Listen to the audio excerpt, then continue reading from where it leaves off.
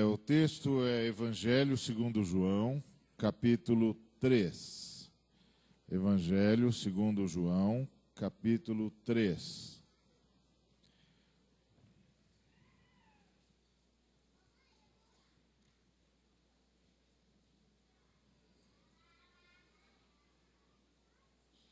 Nós vamos ler os versículos de número 14 e 15. Evangelho segundo João, capítulo 3, versículos 14 e 15.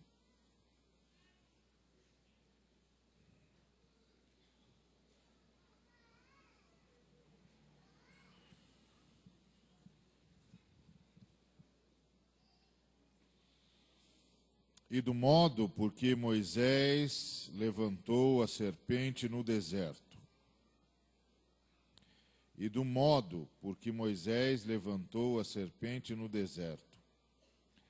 Assim importa que o Filho do Homem seja levantado, para que todo o que nele crê tenha a vida eterna.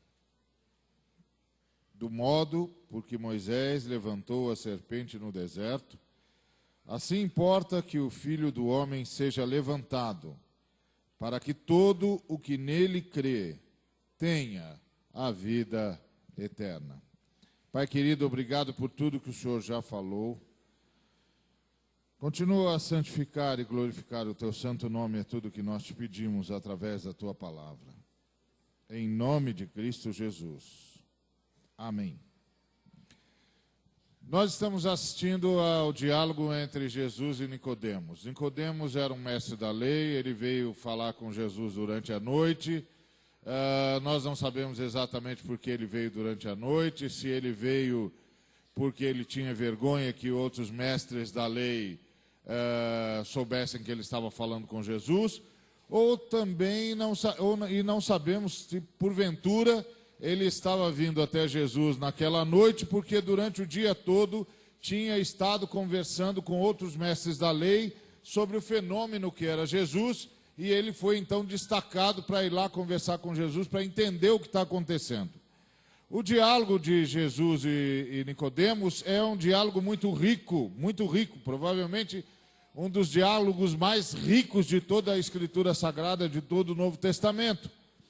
E Nicodemos está fazendo perguntas cruciais para Jesus, e Jesus está respondendo as perguntas de Nicodemos, mas Nicodemos não consegue entender o que Jesus está dizendo, e Jesus está dizendo a Nicodemos: falta profundidade para você, meu amigo, você não tem profundidade para entender o que eu estou dizendo, e olha que eu estou dizendo das coisas terrenas, eu não estou falando das coisas celestiais. Quando eu começar a falar das coisas celestiais, então é que você vai se perder de vez. E aí ele está conversando com Jesus, ele está tentando entender o que Jesus é, quem Jesus é e o que Jesus está fazendo. Uma coisa ele já tinha percebido, que Jesus era diferente. Ele inclusive já tinha percebido que Jesus era um mestre, vindo da parte de Deus, que ele era uma pessoa especial. Ele começou dizendo: sabemos que és mestre vindo da parte de Deus, porque ninguém pode fazer estas coisas que fazes se Deus não estiver com ele. Então ele veio para saber o que está acontecendo, o que houve, o que está acontecendo no reino de Israel, o que Deus está tentando nos falar, o que Deus está tentando nos comunicar, o que Deus está tentando nos dizer. Foi isso que ele veio falar com Jesus. E Jesus começa a falar com ele sobre nascer de novo, começa a falar com ele sobre nascer da água e do Espírito, começa a falar com ele sobre a realidade de que só pode falar do céu quem lá esteve e quem de lá veio. E aí, finalmente, nesse texto, passamos por esse texto que nós lemos nessa noite, em que o Senhor diz: do modo porque Moisés levantou a serpente no deserto, assim importa que o Filho do Homem seja levantado, para que todo o que nele crê tenha a vida eterna. O que é que Jesus está dizendo? Ele está dizendo algo que Nicodemos conhecia muito bem. Nicodemos conhecia muito bem a história da serpente no deserto. Onde é que isso está registrado? Está registrado lá no livro de Números, no capítulo 21. É a história de como o povo de Israel, depois de ter tido uma grande vitória sobre os cananeus, na verdade houve duas fases. Num primeiro momento, eles foram derrotados pelos cananeus, inclusive alguns dos judeus foram levados cativos. Mas num segundo momento, como resposta a uma oração de Moisés, o Senhor concedeu a Israel uma nova oportunidade e concedeu a Israel que enfrentasse de novo os cananeus. Israel não só derrotou-os, como destruiu as suas cidades. Tomou tudo para si, destruiu tudo. Então eles estavam celebrando e tendo motivos para celebrar uma grande vitória.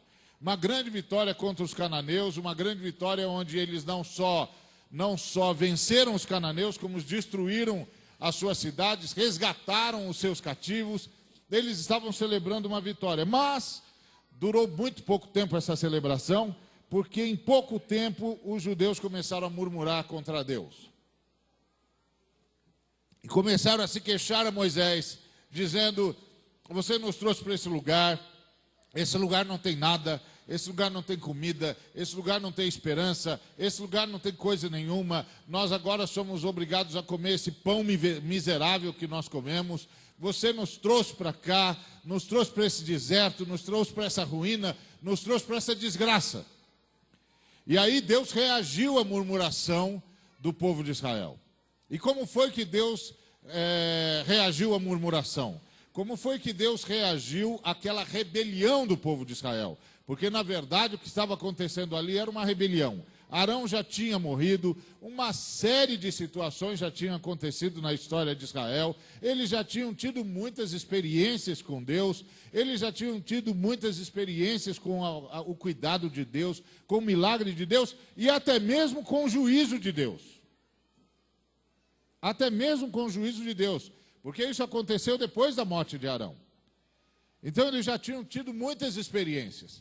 Mas nós, seres humanos, somos assim, somos gente de dura cerviz, de coração empedernido, coração de pedra. Temos muita dificuldade em nos curvarmos diante do Senhor. Temos muita dificuldade em nos humilharmos perante a poderosa mão do Senhor. Na maioria das vezes nós estamos reclamando, nós estamos murmurando, nós estamos dizendo que não está bem, que não está do jeito que devia ser. Na verdade, quando eu murmuro, quando você murmura, o que eu e você estamos dizendo é o seguinte: eu estou fazendo a minha parte, mas Deus não está fazendo a parte dele. Eu estou sendo fiel, mas Deus não está sendo fiel. Eu estou orando e Deus não está respondendo. Eu tenho sido um servo de Deus, mas Deus não tem sido Deus o seu servo. É isso que significam as nossas murmurações, é isso que significam as nossas reclamações, é isso que significam as nossas queixas. É a nossa declaração de que Deus não está fazendo a parte dele. De que Ele não está cuidando de nós, de que Ele não está cuidando do seu povo, de que Ele não está respondendo orações, de que Ele não está fazendo milagres, de que Ele não está nos sustentando, de que Ele não está nos livrando do laço do passarinheiro, de que Ele não está conosco no vale da sombra e da morte. Bom, o Senhor reagiu à rebeldia de Israel. E como foi que o Senhor reagiu à rebeldia de Israel? O Senhor soltou serpentes no acampamento. Você pode imaginar o que é você estar num lugar onde para todo lado que você olha, você vê uma serpente. Aquelas serpentes pequenas, aquelas serpentes rápidas, aquelas serpentes que passam por você o tempo todo e cada vez que elas passam, elas mordem você. E a morte vem como uma resposta imediata. As serpentes eram hipervenenosas. Eram extraordinariamente venenosas. Então, uma picada da serpente, pronto, a pessoa morria. E aí começou a morrer gente aos borbotões no acampamento, porque não tinha como se livrar das serpentes. Você pode imaginar aquele povo tentando se livrar das serpentes e não conseguindo. Não tinha como se livrar das serpentes. Então era morte após morte, após morte, após morte, após morte. E eles entraram em pânico. E quem não entraria? Você não entraria em pânico se você morasse numa região e de repente aquilo lá começasse a ficar povoado de serpentes? Você não ficaria apavorado? Não ficaria apavorado por você? Não ficaria apavorado pelos seus filhos? Você conseguiria sair na rua? Você não tentaria trancar a sua casa de todas as formas possíveis? Você não ia tentar vedar a porta, vedar as janelas, fazer qualquer coisa para as serpentes não entrarem lá? Imagina como é que estava a situação daquele povo. Serpentes por todos os lados, eles sendo picados o tempo todo, eles vendo seus filhos morrerem, vendo seus cônjuges morrerem, vendo seus amigos morrerem e esperando a hora de morrer também, porque não tem como escapar das serpentes. E aí eles vão a Moisés e dizem: Moisés, nós cometemos um erro, nós cometemos um grande erro, nós falamos contra Deus e contra você. Pede a Deus que nos dê uma chance. E aí mais uma vez intercede Moisés pelo seu povo, e Deus diz para ele assim: faz uma serpente abrasadora, coloca numa estaca e finca a estaca no meio do arraial. E todo aquele que for mordido pela serpente, por qualquer serpente que o atacar, basta que ele olhe para a serpente de bronze e ele será curado. E o veneno não fará efeito.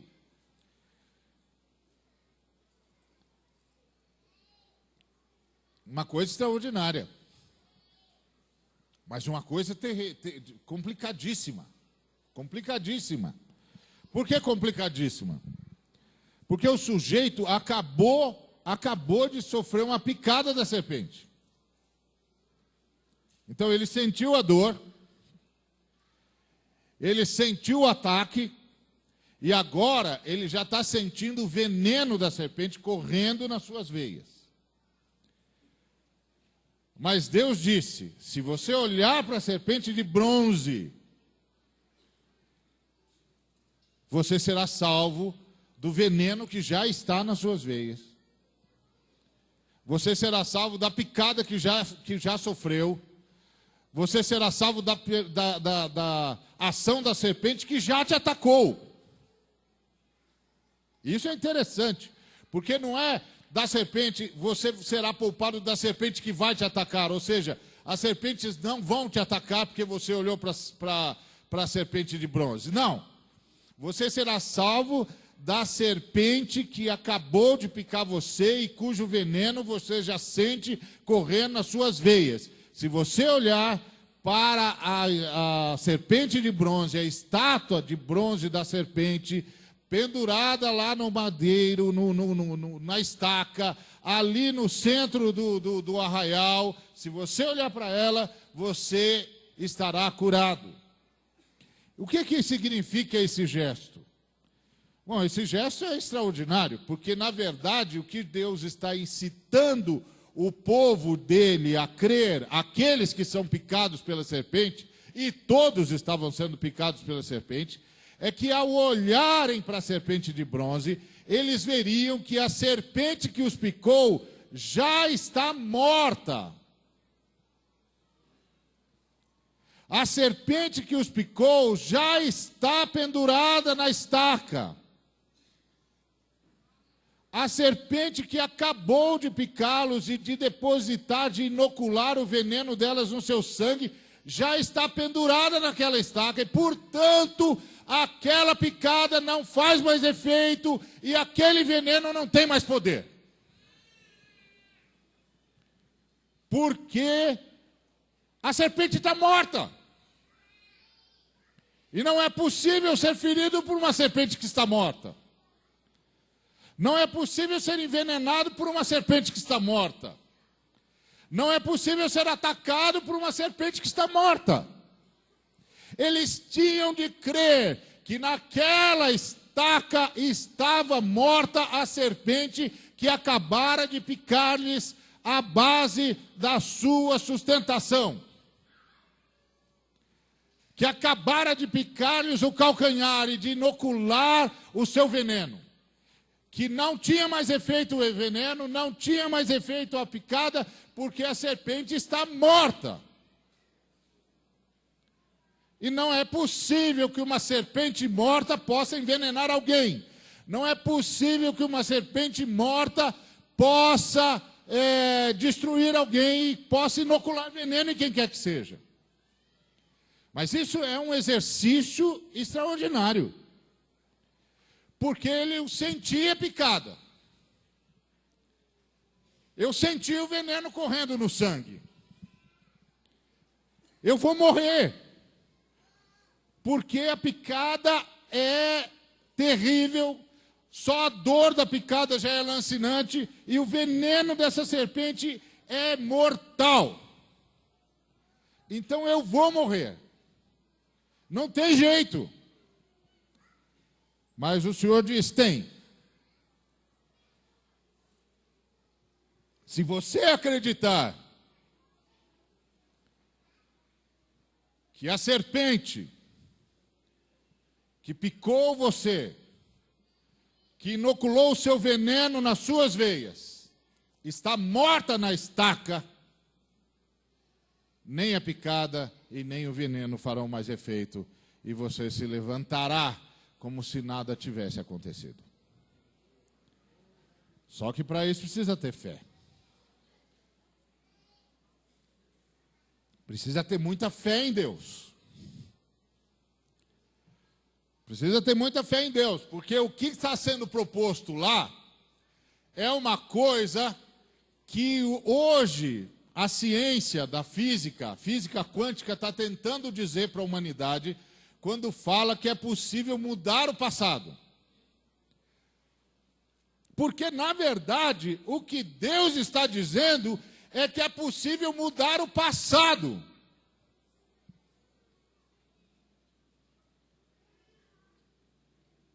Entendeu? Ele está dizendo, é possível mudar o passado, não é o futuro. Se eu dissesse para você, é possível mudar o futuro, você diria, é. Se eu dissesse para você, é possível mudar o presente, você diria, claro, é possível. A gente pode decidir que não vai fazer uma coisa ou que não vai fazer a outra. Mas eu estou dizendo para você, é possível mudar o passado. Aí você diz, não é. Mas Deus diz, é. O passado imediato é a serpente picou o calcanhar de alguém. Inoculou o veneno. O veneno é mortal. Não tem jeito de curar aquela picada, não tem jeito, não tem soro para aquele veneno. Não tem nem tempo hábil para aplicar o soro no sujeito. Antes que o sujeito receba a aplicação do soro, ele já está morto. O veneno tem ação rapidíssima. Mas o Senhor diz, se você olhar para a serpente, você será curado. O veneno não vai estar mais correndo nas suas veias e a picada não vai mais ter significado nada, porque a serpente que picou você está morta. E uma serpente morta não pode picar, uma serpente morta não pode inocular veneno, logo não tem nada, não tem mais nada. E Jesus Cristo disse, da mesma forma que Moisés ergueu a serpente no deserto, eu, o Filho do Homem, serei erguido, e todos atrairei após mim. Para que todo aquele que crer em mim tenha vida eterna. Para que todo aquele que nele crê tenha vida eterna. O Senhor não veio simplesmente mudar o futuro da gente. O Senhor veio mudar o passado da gente. Porque nós nascemos em pecado. Nós nascemos sob condenação. Nós nascemos debaixo da ira de Deus. Porque nós éramos, por natureza, pecadores. E somos, por natureza, pecadores. Mas o Senhor disse, se você olhar para o Calvário,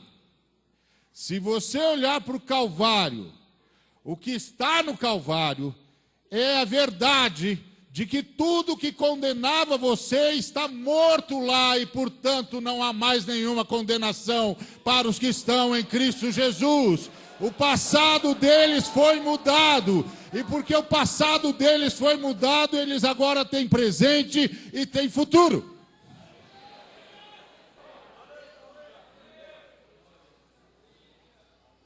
O passado foi mudado. Os pecados foram perdoados. A condenação que havia sobre nós foi dissipada. Onde? Na cruz. Na cruz. O homem Ariovaldo, digno de ser condenado, pecador por natureza, cheio de pecados, nascido em pecado, nascido no inferno, já condenado pela eternidade afora, está morto naquela cruz com Cristo Jesus, porque todos morreram em Cristo Jesus. Então não dá para condenar alguém que não está mais aqui, está na cruz. Então, quando nós fazemos missão, o que é que nós estamos fazendo? Nós estamos levando a cruz para todos os lugares do mundo e dizendo para todos os homens e mulheres de todas as raças, tribos, línguas e nações: vocês estão mortos nos seus delitos e nos seus pecados. Vocês foram mordidos pela serpente do inferno. Ele inoculou em vocês o veneno da maldade que ele carrega, porque ele é assassino desde sempre. Ele tomou posse da vida de vocês, tomou posse da história de vocês. Mas se vocês olharem para a cruz, se vocês olharem para a cruz, vocês estarão mortos lá. Essa obra de Cristo é maior do que a obra da serpente, porque a estaca da serpente dizia: a serpente está morta, mas a cruz do Calvário diz: você está morto. E não é possível que alguém possa ferir alguém que já está morto. Não é possível que alguém possa inocular veneno em quem já está morto. Não é possível que alguém possa matar de novo quem já está morto. Você morreu em Cristo Jesus. Satanás não vai poder mais alcançar você. O diabo não pode mais tocar em você. O pecado não pode mais fazer de você escravo. O inferno não pode mais manipular a sua vida, porque você morreu em Cristo e ressuscitou em Cristo.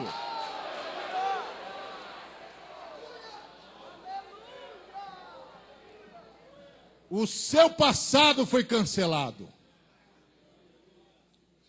O seu passado foi alterado por causa da cruz. Quando nós saímos para fazer missão, nós saímos carregando a cruz. Nós saímos anunciando a cruz. Nós saímos dizendo a todos os homens de toda raça, de toda língua, de toda tribo, de toda nação: sim, Deus tem toda a razão de lançar vocês e manter vocês no inferno. Deus tem todas as razões para manter vocês nas trevas por toda a eternidade. Deus tem toda a razão para mantê-los sob condenação por tempos e tempos incontáveis e inimagináveis. Mas olhem para a cruz. Olhem para a cruz, porque a cruz anula o seu passado. A cruz anula o seu passado. A cruz liberta você da condenação que havia sobre você. A cruz liberta você da ira de Deus que pousava sobre você.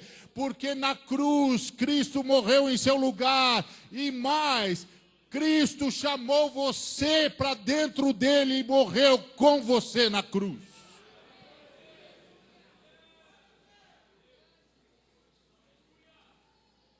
E Deus diz: vocês precisam anunciar isso a todo mundo. Milhões de seres humanos, bilhões de seres humanos estão inoculados pelo veneno da serpente do inferno. Bilhões de seres humanos estão mortos pelo veneno da serpente do inferno. Bilhões de seres humanos são escravos dessa serpente. Bilhões de seres humanos estão manietados, amarrados, destruídos por essa serpente. Bilhões de seres humanos estão encerrados nas trevas por toda a eternidade.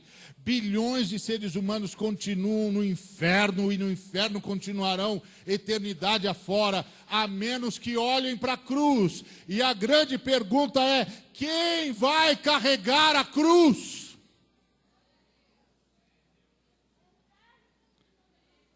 Quem vai levar a cruz a todas as fronteiras da terra?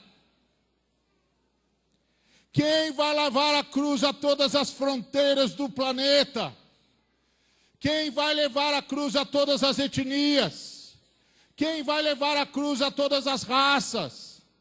Quem vai levar a cruz a todos os povos? Quem vai levar a cruz a todas as línguas? Quem vai anunciar que o passado pode ser mudado e que o futuro pode ser construído? Porque o apóstolo Paulo tinha nos informado que nós não tínhamos futuro, porque o nosso passado nos condenava. Ele disse isso aos Efésios: vocês estavam mortos nos vossos delitos e pecados. Vocês estavam mortos, sem esperança e sem Deus no mundo. Vocês estavam mortos.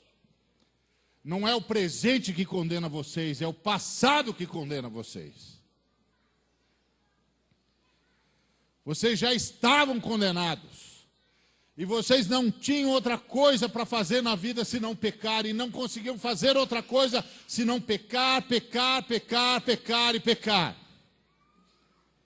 O passado de vocês os condenava.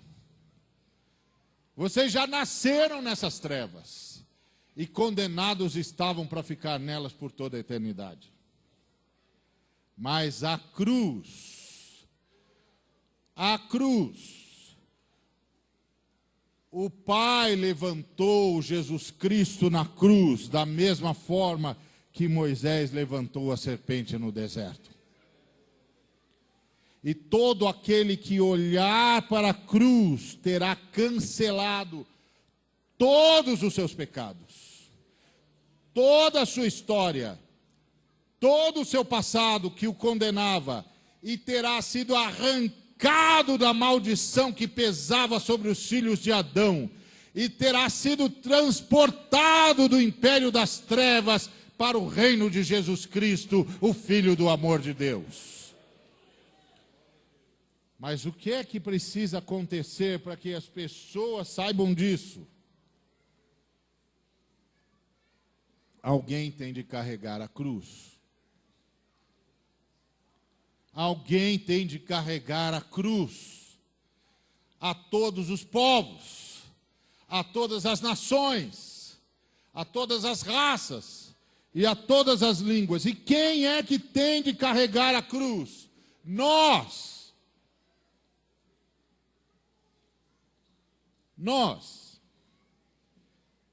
Eu tenho duas filhas. Uma faz economia e outra faz enfermagem. A que faz enfermagem está se preparando para ser missionária na África. E eu disse para a minha filha mais velha que faz economia: o que você vai fazer no campo missionário? Ela disse: pai, eu ainda não sei, acho que eu quero trabalhar como missionária urbana. Eu disse: bom, então, enquanto você não decide, você já sabe o que vai fazer. Você vai sustentar a sua irmã no campo missionário. Aí ela disse: pai, porque aqui na nossa casa, todos nós nos envolvemos em missão. A sua irmã vai e você vai sustentá-la, porque essa é a nossa contribuição para Jesus Cristo, nosso Senhor. É a contribuição da nossa família, dizendo a Ele: nós estamos entregando ao Senhor os nossos filhos, para que o Teu nome seja anunciado onde o Senhor ainda não é conhecido, para que as pessoas saibam que basta olhar para a cruz e Satanás terá sido derrotado. Basta olhar para a cruz e o inferno perderá a sua força. Basta olhar para a cruz e os demônios fugirão. Basta olhar para a cruz e você será declarado justo, e Deus se esquecerá dos seus pecados e separará você dos seus pecados, como o Oriente se distancia do Ocidente, e você será declarado justo por Deus, e Deus fará uma aliança com você, e o Espírito de Deus se tornará um com o seu Espírito. Basta olhar para a cruz. E Jesus Cristo está sendo levantado como Moisés levantou a serpente no deserto, por uma razão muito simples. Porque Deus amou o mundo de tal maneira que deu o seu Filho unigênito, para que todo o que nele crê não pereça, mas tenha a vida eterna. Agora, se nós sabemos de tudo isso, por que nós não vamos? O que nos mantém aqui? E a única razão que eu encontro é que nós deixamos a serpente picar-nos novamente. Nós deixamos a serpente picar-nos novamente. Olhe para a vida que você está levando. Pergunte-se a si mesmo: Jesus Cristo viveria do jeito que você está vivendo? Jesus Cristo faria o que você está fazendo? Jesus Cristo abrigaria na mente os pensamentos que você abriga? Jesus Cristo abrigaria no coração os desejos que você abriga?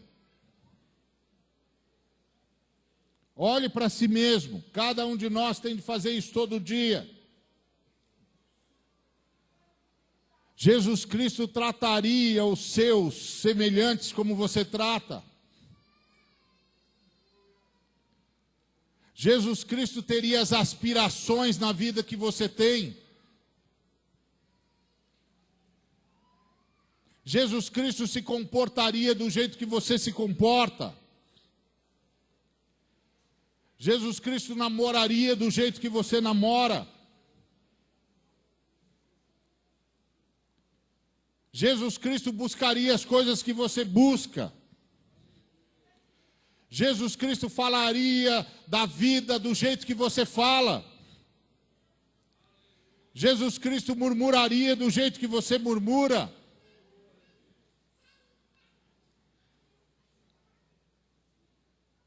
Se a sua resposta é não, Jesus Cristo não faria nada do que eu estou fazendo, não viveria do jeito que eu estou vivendo, não pensaria o que eu estou pensando, não abrigaria os desejos que eu abrigo, não abrigaria os sonhos que eu sonho, não faria as coisas que eu faço, não trataria minha esposa, meu esposo, meus filhos, meus pais, meus amigos, minha igreja do jeito que eu trato, minhas ovelhas, não trataria do jeito que eu trato. Se a sua resposta é não, Jesus Cristo não faria o que eu estou fazendo, é porque você deixou a serpente picar você de novo.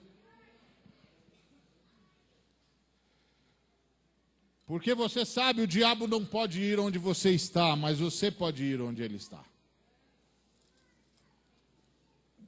E é isso que o diabo faz. Quando ele nos tenta sair do lugar onde nós estamos. Vem aqui onde eu estou.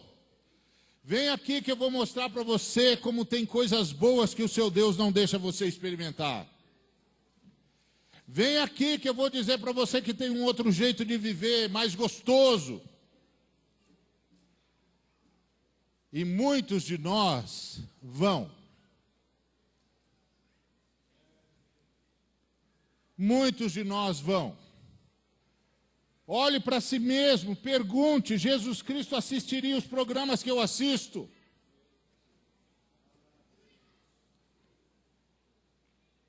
Jesus Cristo falaria o que eu falo?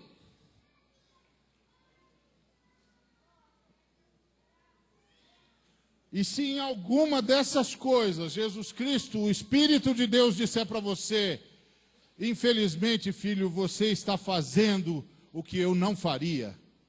O que o Espírito Santo está dizendo é que você desceu da cruz. Você devia continuar lá, porque você está morto para o mundo, continue morto. Você está morto para o pecado, continue morto.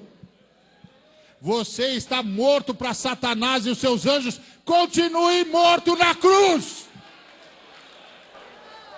Continue morto na cruz se você quer viver em ressurreição. O ponto básico é que todos nós queremos viver em ressurreição, mas não queremos ficar na cruz. Continue morto.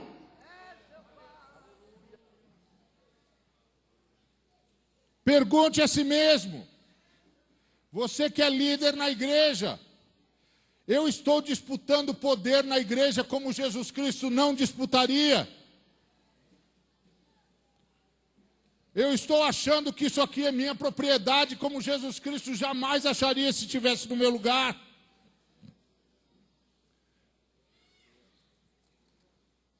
Uma vez estava tendo a oportunidade de pregar sobre missões na igreja liderada por um irmão que era líder de toda a região, tudo que se alcançava da denominação dele naquela região, e ele me disse assim: olha, pastor, a sua mensagem é boa, mas esse negócio de missão eu não sei não, eu primeiro preciso ver esse negócio.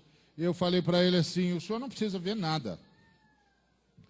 Ele disse: pastor, o senhor não me entendeu. Eu falei: não, pastor, o senhor é que não me entendeu. O senhor é que não me entendeu.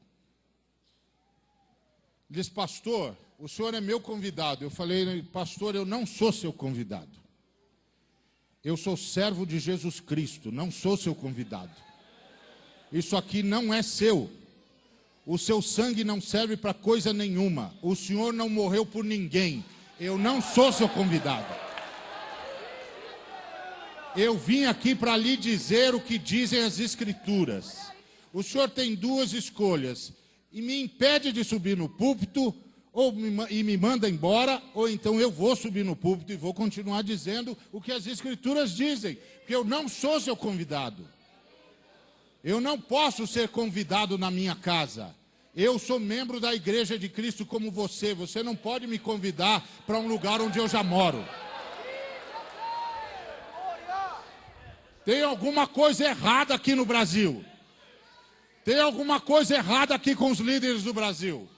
Tem alguma coisa errada com esses pastores que acham que são os donos da igreja. Ninguém é dono da Igreja de Cristo. Além de Cristo Jesus. Você está morto para o pecado.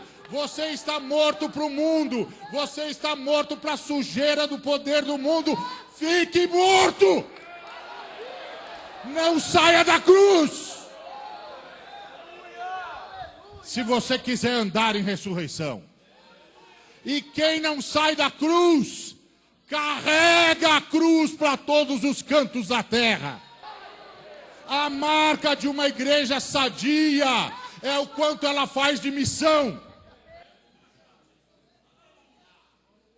A marca de uma igreja sadia é o quanto ela tem enviado de missionários.